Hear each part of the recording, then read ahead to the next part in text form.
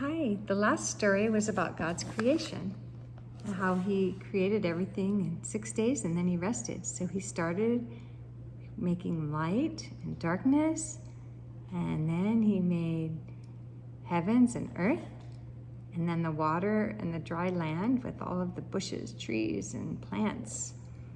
And then he caused the stars and sun and moon to light up the earth, and then he created animals and birds and fish.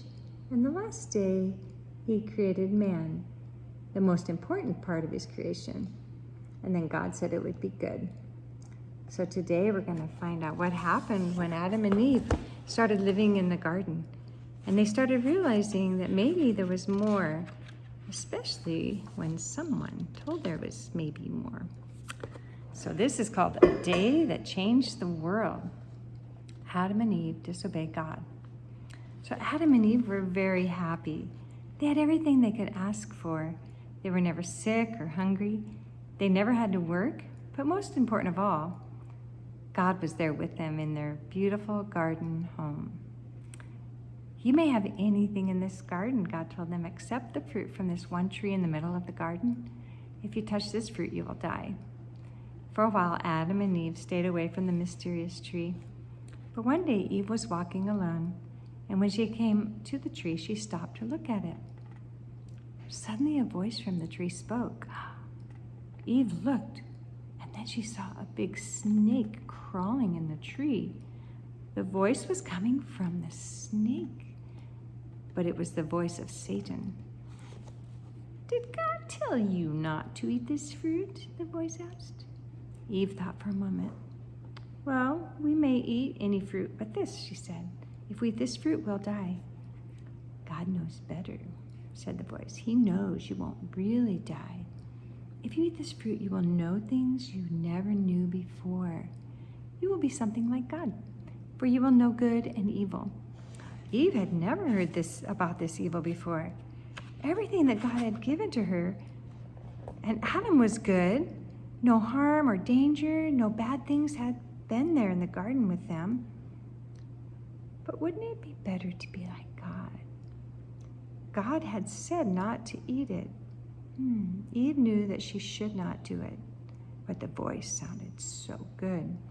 Suddenly, Eve wanted to eat the fruit more than anything. She was tempted. So she reached out her hand and picked some. Eve put the fruit in her mouth. She took a bite.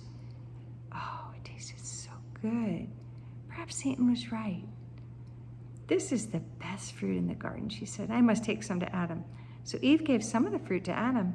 And when Adam and Eve ate the fruit, they began to know things they had never known before. They knew now that they had no clothes on, and they felt ashamed. So quickly they put some leaves together, made aprons to wear. That evening they heard God in the garden.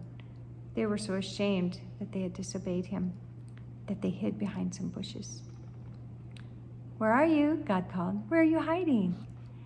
Adam knew he could not hide from God any longer. God knew where he was. I was afraid to let you see me," said Adam. "I had no clothes on, so I hid." "Who told you you had no clothes on?" "Did you eat from the tree?" Adam was afraid of God now. The happy times he and Eve had spent alone with God were gone. Adam now knew about evil and punishment. What could he say to God? Adam decided he would blame Eve. "It was the woman you gave to me. She was the one who gave fruit to me." Adam did not want to hurt Eve, but he was afraid that God would punish him. And then God spoke to Eve. "What have you done?" he asked. "Why did you disobey me?" Eve was afraid. She knew now about evil and punishment. She did not want God to punish her. What could she say? Eve decided she would blame the snake. "It was the snake," she said. "He tricked me and made me eat the fruit." And then God spoke to the snake. "From now on, you will crawl on the ground. People will hate you and will try to hurt you." Eve breathed deeply. God was punishing the snake. Perhaps he would punish her now. But God turned to speak to Eve next. "Because you've disobeyed me, you will have pain whenever you have children. And not only that, but your husband will rule over you." Adam saw that God was punishing the snake and Eve. Perhaps God would not punish him now. But God spoke next to Adam. Because you listened to Eve instead of me, you will have to work from now on. You will have to dig out thistles and thorns so that you can plant your food. You will have to work the ground to get your food as long as you live. And then God told them the worst news of all. Adam and Eve would die someday.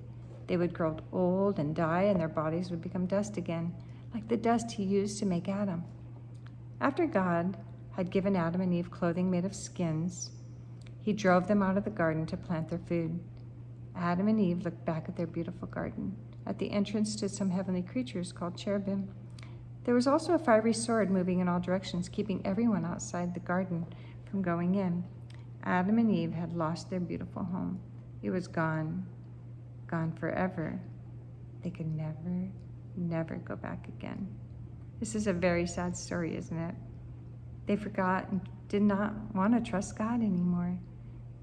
And then they realized that they disobeyed him and that God loved them so much, but now they had punishment. There's the cherubim in the back, and there's the leaves God made for them to wear. All right, we'll find out what happens next. Bye-bye.